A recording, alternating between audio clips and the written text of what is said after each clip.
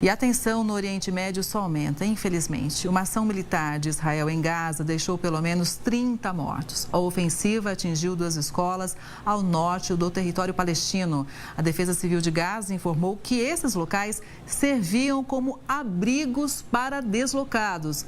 Já, segundo o exército israelense, terroristas do Hamas usavam essas escolas como esconderijos e também como centros de comando do grupo. Quem chega para analisar essas e outras notícias é o Leonardo Trevisan, que é professor de Relações Internacionais da ESPM. Professor, boa tarde, seja sempre muito bem-vindo ao Conexão Record News.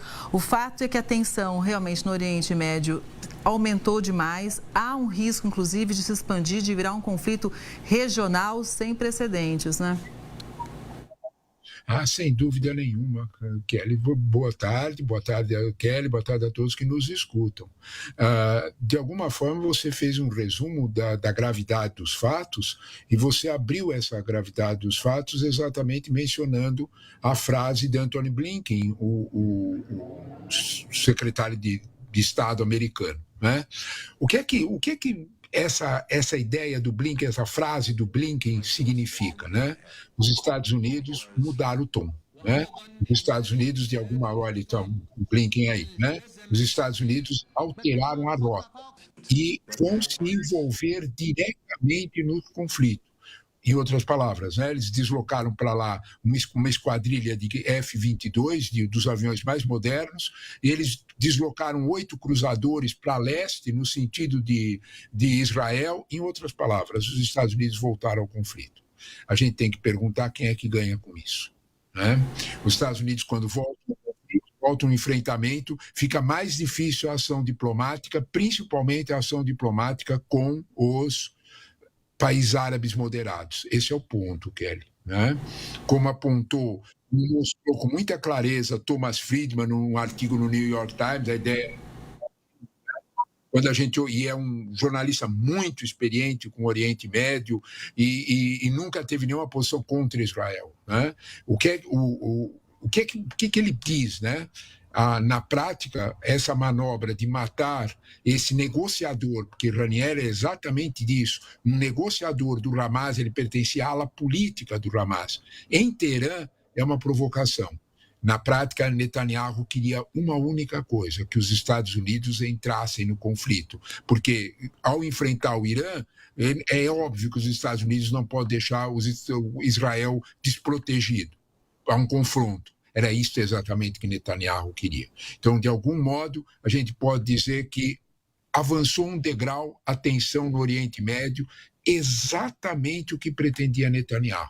Nós temos que entender sempre que, como repetem todos os analistas, interno a Israel e externo, se a guerra terminar no dia seguinte, o governo Netanyahu terá que prestar contas de uma série de atitudes erradas desde o início desse processo em 7 de outubro. Então, não há dúvida nenhuma que a guerra interessa e ele vai prolongá-la o quanto for necessário para manter o poder. É esse o recado. Exatamente, professor. E tudo seria diferente se, por exemplo, esse líder político do Hamas tivesse sido morto na faixa de Gaza, né? Mas como foi no território do Irã, então aí a coisa muda completamente de figura e o Irã já disse, nós vamos dar uma resposta e fica essa tensão realmente no mundo todo, não sabemos como vai ser essa resposta e nem quando exatamente. Agora tem uma outra tensão, né, professor, muito mais próxima aqui da gente e eu gostaria também da sua opinião, porque a União Europeia anunciou que não reconhece o resultado das eleições na Venezuela. O resultado apontou vitória de Nicolás Maduro. A comunidade internacional continua pressionando Maduro a divulgar as atas com a contagem dos votos. No comunicado, a União Europeia questiona a credibilidade dos resultados anunciados pela autoridade eleitoral venezuelana e cobra uma verificação independente para atestar se foi mesmo Maduro quem obteve a maioria dos votos ou se o vencedor foi o adversário, o Edmundo Gonzalez. Professor, o que será que pode acontecer tão perto da gente aqui, hein? Esse ponto é preocupante mesmo, né? Ele é perto da gente aqui e, de certa forma, a gente precisa observar que a posição do governo norte-americano, apesar de ter dito que reconhecia a vitória de Gonzalez, é de cautela. Ontem, o subsecretário que é o mesmo cargo de Jack Sullivan, só que é o subsecretário, né? Jonathan Fine, ele foi muito claro. Ele disse, olha, os Estados Unidos reconhecem o governo, porém estão trabalhando, agora abre aspas, com países chaves da região para uma solução negociada. E citou expressamente o Brasil. Né?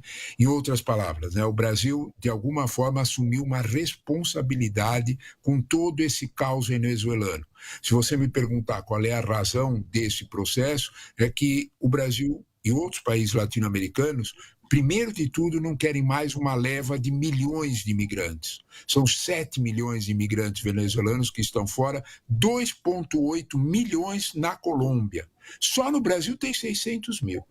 E nenhum desses países vizinhos, o Peru tem 1,4 milhão.